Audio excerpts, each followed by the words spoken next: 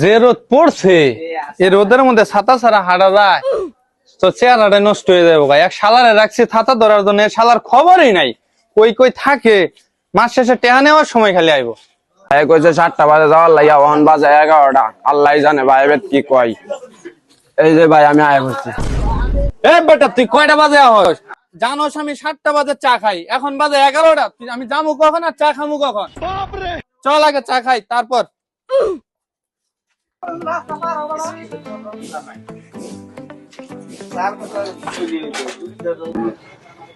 ও দোকানদার, দুধ চিনি বার একটা রং চা দাও তো তাড়াতাড়ি।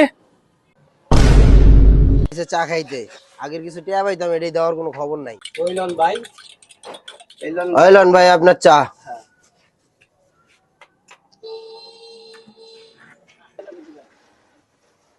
হেই মেয়ে, এটা কি চা বানাইছো?